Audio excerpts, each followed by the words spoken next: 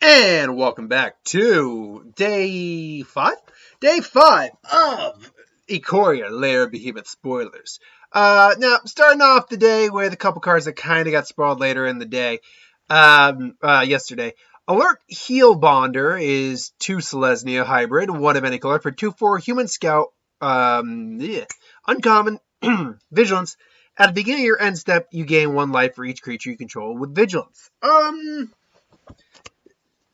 In the vigilance, in like a vigilance field, absolutely. There's cards that give vigilance, obviously have vigilance counters. So you're getting 1 life beginning at the end, or excuse me, beginning of the end step. So at the end of the turn, no matter what.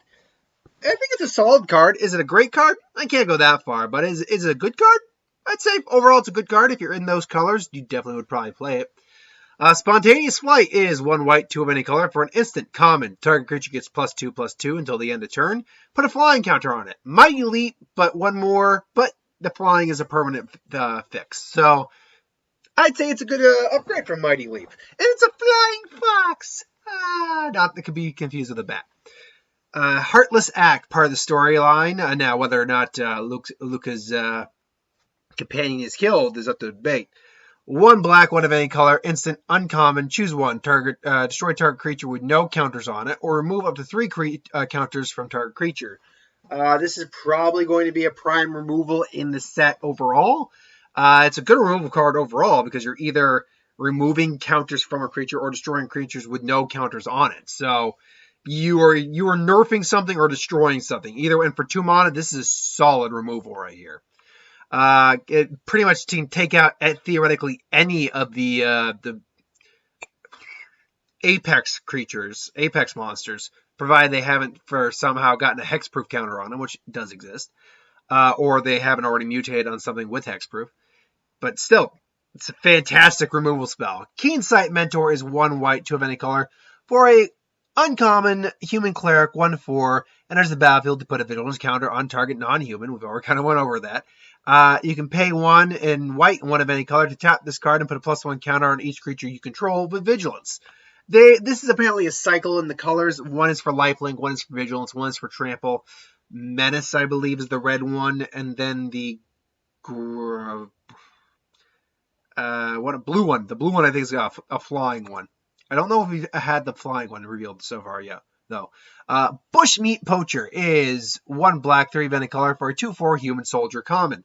You may pay 1 of any color, sacrifice another creature you control. I'm assuming it's sacrifice another creature you control. It doesn't say that, but yeah, I assume that. You gain life equal to creature's toughness. Draw 1 card. You know what? That's quite frankly a really good rate. Yeah, it's 4 mana for a 2/4, so it's not the best in terms of body. And then you gotta tap it, and so you have to wait to do anything with it for 1 turn. But quite frankly, you're getting card draw, and you're getting, depending on the creature, let's look at this guy right over here, Sanctuary Smasher. If you, for some reason, sack him at the end of the turn, you gain 4 life and draw a card. Now, obviously, you'd rather keep him. But if you got something with a bigger butt than power and it can't get through, you might as well just sack it. So get at least some life out of that and draw a card to possibly get something better. Not a bad card at all, honestly. Not an amazing card. I probably wouldn't use it, but I'm not a big black player. I got black decks, but I don't... it's my least favorite color to use.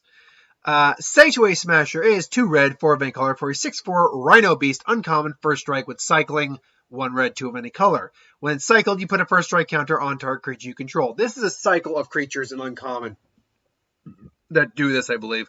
We got the Titanus Rex, which is the Godzilla.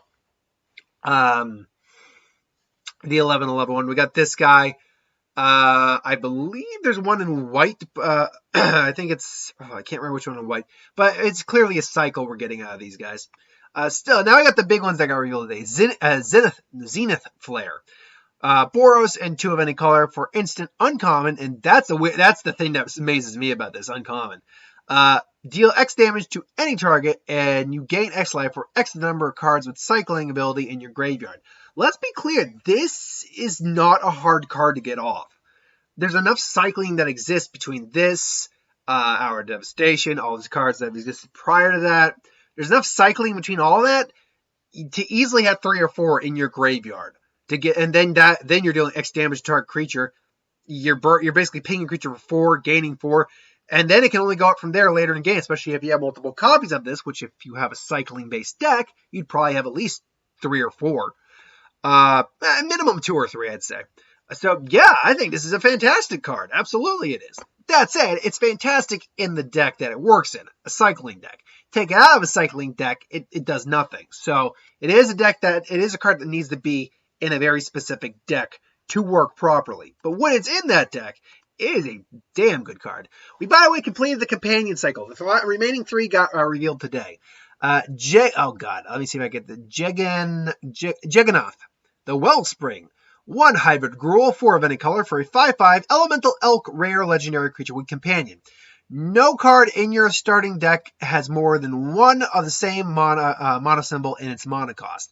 Meaning, if this card, basically what that means is, and I just want to reread it again so I know what it means, so I'm confident on that, has no more than 1 of the same mana symbol in its mana cost. Meaning, you can have something with, let's just use these cards. Let's use the Song Creation. It's not a creature, but let's say that. You could have something with 1 red, 1 black, or 1 green, 1 blue in there. But it couldn't be like this Eerie Ultimatum, which we'll obviously talk about, where it's 2 white, 3 black, 2 green. You can't do that. But you could at least have it in a deck that's got creatures or cards that are multiple colors, no problem. So if you want to use it as the companion, yeah, you can definitely use it. You just got to be a little strategic with it, but it's quite frankly not a hard cost to get off, really, when you break it down. Come to think of it, I'm just thinking on some decks I have. No, wouldn't work. I immediately realized it wouldn't work in that deck. I have to take some stuff out. But that said, you can tap it, add all 5 colors of mana to your mana pool. This mana, however, cannot be spent to pay generic mana costs, i.e. cannot, if you, for some reason, are using this card to, let's say, I'm going to scale back real quick. Let's say you're using it to summon, and that's a restriction. Let's say you're using it to summon Sanctuary Smasher. No, let's not use Sanctuary Smasher. Let's say Olbosh, the Prey Piercer. That's 2 hybrid Rakdos, black and red, and 3 of any color. You can only use it for the color cost of the converted mana cost. The remaining 3 mana, that you got to pull out your ass somewhere else. But that said, you know how many solid 5 mana, I'm sorry, a lot of people already go to Niv Mizzet Reborn. But hey, look, there's Child of Lar, there's Maelstrom Angel. This gets you halfway to a Progenitus, no problem. And it's not hard to get out whatsoever. What was it? I'm thinking of all just the 5 color mana costing guys. The 5, you know what I'm saying. The 5 color manas, converted mana cost guys. That are every color. Slivers, I mean, this guy would not fit in a Sliver deck simply because he's not a Sliver, but Sliver Queen, Sliver Overlord, Sliver, the first Sliver, was it? Is that the one with Cascade? So, I mean, yeah, this guy is actually really, really good.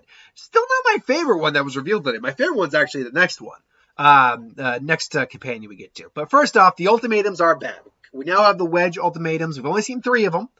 But we have Eerie Ultimatum, which is 2 white, 3 black, and 2 green. So it's the Obzon one. They're all sorceries, rare. Return any number of permanent cards with different names from your graveyard to the battlefield. This is disgusting. I mean, yes, it's very mana-specific, but again, with Jeganoth, that can easily be mitigated at least halfway. Because, I mean, the 7 mana, you can get rid of 3 of that, no problem. Yeah, any creature with a different name, any number of cards with different names, you can't do multiple copies. So if you have multiple copies of, a great card, you can't bring that back. That said, it goes into any creature deck. I mean, I could use it in my Planeswalker deck. This is just disgusting. The trick's just going to be getting it off. And honestly, we already have tricks to get around that. So, yeah, this is fantastic. Plus, we really haven't seen much specific lands in the set. Have you noticed that? Of all the cards we've seen so far, I have seen next to no. In fact, I don't think I've seen any specific, actual lands not even basic lands. So they say there is a cycle of lands that people have been asking for that we're going to get in here. So keep your eyes out for those. But still fantastic ultimatum. Song of Creation is teamer and one of any color. A lot of people are going gaga for this card. Enchantment rare. It's clearly the rare enchantment of the cycle of the wedges. We already got the Obzon one. You may play an additional land each of your turns. When you cast a spell, draw 2 cards. At the beginning of your end step, discard your hand. Now, again, discarding your hand is not great. Playing natural land is great, but eventually you're just going to run out of land to play. But that being said, yeah, I can't lie. The fact that is when you cast a spell, you draw 2 cards. Therefore, if you already played a land turn, you played a spell, draw another card. Hey, you got a land. There you go. Play more spell. You keep going. Now, eventually, you can't play anything else. But that said, you're still going to be getting so much value out of this that the discarding your hand thing is going to be pretty minimal. The one problem that is going to emerge in this is that when you draw the next card, if it's a land, all you can do is play that land. That's it. Now, if you're in this type of deck, you're probably going to have at least some type of draw mechanic to enable you to get cards from your deck besides just playing cards. Like a card on the field, I can draw you a card, say if it does damage. Like the Octopus, for instance, if it does, you'll draw a card that way. Or I believe it's there's some other cards that were just when they mutate, you draw a card. So that's definitely a way to get around that effect. But yeah, if you draw a card, you pretty much you brick. So, just, all right, I can't do anything this turn. Hopefully you're in a state at that point, though, where that doesn't matter. Emergent Ultimatum, which is the Sultai one. 2 black, 3 green, and 2 blue. Sorcery rare. Search your library for up to 3 monocolor cards with different names and exile them. An opponent chooses one of them. Shovel that card back into your library, and you may cast the other 2 without paying their mana cost. Essentially, for 7 mana, you're getting 2 free cards. Now, I've been seeing people do a lot of, gaze, something about the Infinite, where you draw your entire deck but put 1 card back. And Omniscience, and then whatever else goes with that. That's definitely a way you can go. Problem is, it's one of those things you have to have other combos going on with this card. And it is restricted to monocolor cards. So that is the one drawback to this card, that it's only monocolor, which does suck a little bit. But still, that said, you're getting 2 for 1. You're basically getting a 2 for 3 right now, or 2 for 1. Pay 1 card, get 2 free cards. Get basically your best cards in your deck, more or less. It's despite the fact that it is a little restrictive, it's still a fantastic card, no doubt about it. Narset of the Ancient Ways. Jeskai mana and 1 of any color for a 4 loyalty planeswalker. Narset, mythic rare. You may +1, gain 2 life, and add a blue, red, or white mana. Spend it only to cast non-creature spells. -2, draw a card, and then you may, notice I say may, discard a card from your hand, or a non-land card from your hand this way. This card deals damage equal to the card's converted mana cost to target creature or player. And you can -6 to get an emblem. Whenever you cast a non-creature spell, the emblem deals 2 damage to any target. Now, this card apparently actually did get leaked a long time ago for Ikoria's ever spell. And people thought it might have been fake, just due to the fact that it didn't seem like a very good card to a lot of people. I'll be honest, I think it's a pretty solid. It's not the best Planeswalker ever. It's probably not even the best Planeswalker in the set. I'd probably give that to Vivian, quite frankly. But honestly, it's good. It is a good card. What's the makeup of a good Planeswalker usually? It usually has a solid plus ability. It basically has to be able to protect itself. Its ultimate should be, flashy, but usable in some way. And it's got to give you some sort of card advantage as well. What does it do? Narset already gives you 2 life, and it can give you more mana, therefore you can put something on the battlefield, or activate another card. -2, draw a card advantage, and it can protect itself by pinging something with whatever card you discard. If you can get to the 6, which quite frankly is very possible, it only takes 2 turns to get to 6. And then you get an emblem, all your non-creature spells turn into shocks. So, yeah, and I'll tell you right now, again, this is a card that does need to belong in a certain style of deck. It does need to belong in a spell-heavy deck. Obviously, not devoid of creatures, but a spell-heavy deck. But I'll be flat out honest with you. This would not be going into something like an instant burn deck or, blue, black. No, this is going in this. If I get this card, which I'm going to be going hog wild in this set when it comes out, thanks to, working and saving money. If I get this card, no, this is going straight into my Planeswalker deck. Planeswalkers are non-creature spells. So I get her on the field. She's already giving me extra mana. She's giving me extra mana she's already giving me life, extra mana to play my Planeswalkers. I can draw more cards to get more Planeswalkers, discard a Planeswalker that I can't play at that time, ping someone for it. I already got Recursion to get the Planeswalker back. Then if I can somehow get the -6, which with the Proliferate, thanks to War of the Spark that's in that deck, isn't a problem whatsoever. I can then get to my shock every time I play a non-creature spell, and I might even keep her on the field if I'm above my rate. So, yeah, she'd be going straight into my Planeswalker deck, 100%. And in that scenario, at least in my mind, she's a good card. She's a very good card. Is she like the ends meet, break it or make it card? No, she's not that. But is she a solid card? Absolutely. Sonaris Howlbonder. 2 Rakdos hybrid, 1 event color for a uncommon, 2/2 human warrior menace. Each creature you control with menace can't be blocked except by 3 or more creatures. So essentially you turned menace into no one's freaking hitting me. The fact of the matter is that I've only ever seen a couple cards that actually say can't be blocked by 3 or more creatures. Guile from, Lorwyn is one of them. One of the elemental incarnations. That was one of them. I think I have, how many of those do I have? I think I have 3 of them. I got Purity, I got Vigor, and I got Guile. I don't have the red one, and I don't have the black one. Mostly because I looked at them, I think I realized I'm like, these ones aren't that good. The other 3 are like really good. Those 2 not so much, at least in my opinion. But yeah, you're turning anything when menace. Basically, menace needs 3 to block. Good luck, especially if you put it on a big creature. Again, menace counters existing in the set. Yeah, not hard at all to do that. Color Fright Mentor. 1 red, 2 of any color. Okay, this is the menace one. Put a menace counter. There you go. A non-human. Creatures with tab a creature with a +1 counter, or menace gets +1 counter on it. So there you go. Alright, my favorite of the companions. Kahira, the Orphan Guard. 2 hybrid Selesnya, 1 of any color for a 3/2 cat beast rare. Its companion condition is that each creature in your starting deck is a cat, elemental, nightmare, dinosaur, or beast.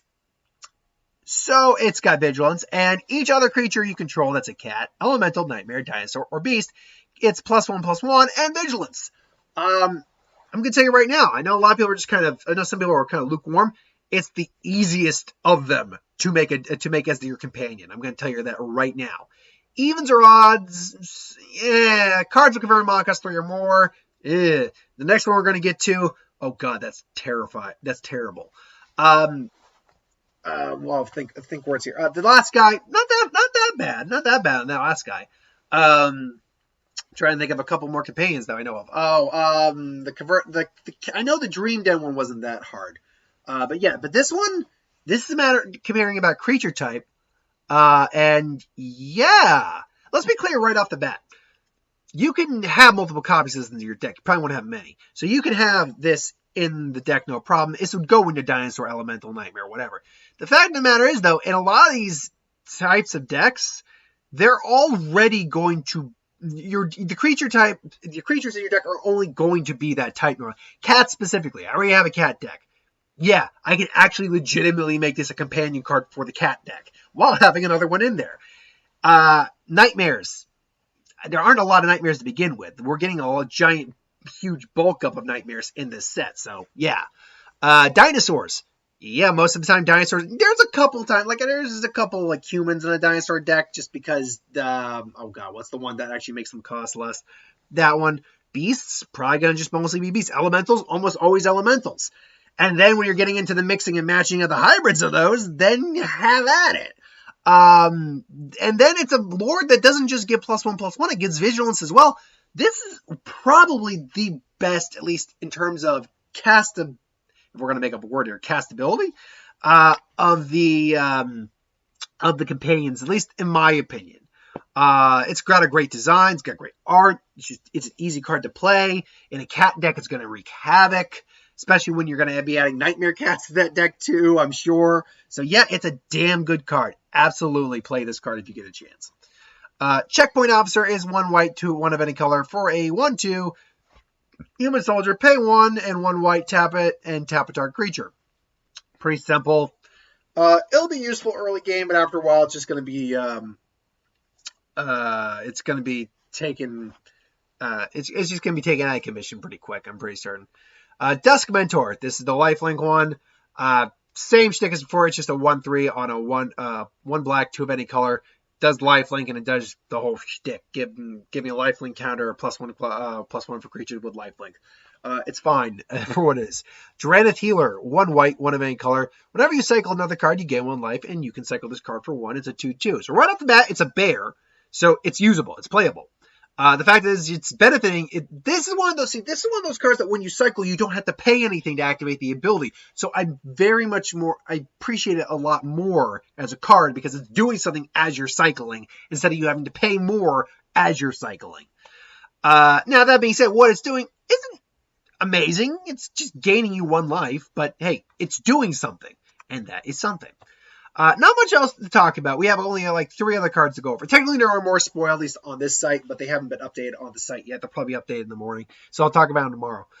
Ruinous Ultimatum, 2 black, 2 red, and 3 white, sorcery, rare. Destroy all non-land permanents your opponents control. Essentially, it is going to wipe the frickin' field. And there you go. This at this point now, along with the mythos of snap decks, I'm like, okay, now I got to make a white, black, red control deck. Jesus, I already got an Esper one, which isn't that good. I'll admit that, but whatever. It's still great. It's going to board wipe your destroy all non-permanents, and it's just your opponent. That's the big thing. That's the one that really makes you go, oh, wait a minute. It's just your opponent. It's not everyone. It's just your opponent, and then you can just swing in with your shit. So, good stuff. Farfinder is 3 of any color, 1/1 for a colorless fox. Common, vigilance. Enters the battlefield, you may search your library for a basic land card, reveal it, and put it into your hand, then shuffle your library. It's adorable. Majestic Alicorn's got some alternate art, and a Heartless Act. He's got alternate art as well. The Fox is actually basically a reprint of another card that I think existed in the Zendikar block, and that card was fine. This card's fine. It's not amazing. It's fine. Last but not least is Zerda, the Dawn Waker. 2 hybrid Boros and 1 of any color for a 3/3 elemental fox. I love the fact that fox types are really coming together. Rare. Companion. Each permanent card in your starting deck has a activated ability. Activated abilities that aren't mana abilities cost 2 less to activate. This effect can't reduce the mana in that cost to less than 1 mana. You may pay 1 of any color and tap this card. Target creature can't block this turn.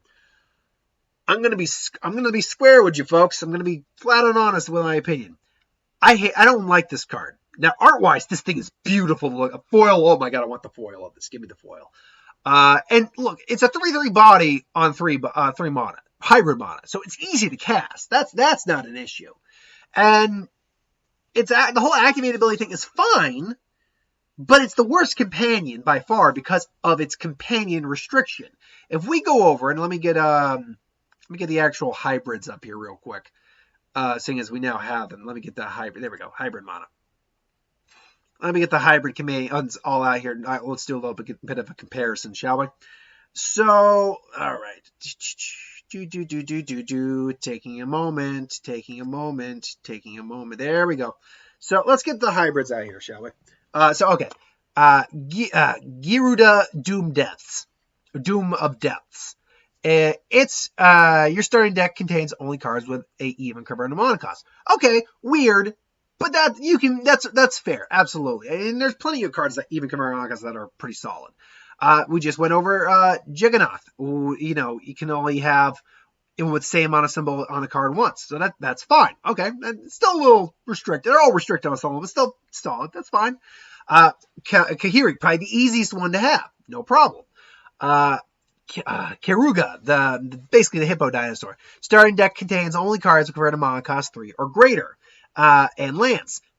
Okay, that's fine. I mean, it sucks that you're not going to get anything out on turn like early at all, but that's fine. You can live with that. Luris, the Dream Den. Each permanent card in your starting deck has converted mana cost of 2 or less. Okay, that's a bit restrictive on your permanents, but your non-permanents still can be as big as you want them to be. They still can do a decent amount of stuff. Lure the Spellchaser, which was banned in Commander today, it came out for obvious reasons. You can only have one card. That's fine, all right. I mean, you'd want multiples if you could, but it's cool. It's fine. Overrush, the different other side of that, Ikoria is, Overrush, it's odds. Okay, fine. Odds, whatever. And then Umori, the Collector, each non-land card in your starting deck shares a card type. That's pretty restrictive, but each non-land, you could still make stuff work with that. So, I mean, you can, shares a card type. You can do something with that. You can. Now that said, though, Zidura, the Dawnwaker. Activate abilities, that's a pretty restrictive cause. Like, there's only so many cards with activated abilities. That, I think, is the biggest problem here. It's like, there's not, I mean, there's a fair amount, but you gotta adjust it to the activated abilities. That's a little, that's not an easy build to do. Like, even the Ooze is easier to do. Umori is easier to do than Zidura, technically speaking. So I don't know what the deal with that one is, but it's a good card overall. I have a good looking card overall, and its overall effect is fine. Its companion cost just, I think, sucks. But that's my opinion on that. What do you think? You think it looks good? You think any of the cards look good or bad? Let me know in the comments below. But thanks for watching. I hope you enjoyed. Like, comment, share, subscribe. As always, you want us to review something, put in the comments below. Let us know. We'll do a review of it at some point. I'll be back tomorrow with the What If. It will be up tomorrow. And another one of these videos. Till then, thanks for watching. See you later.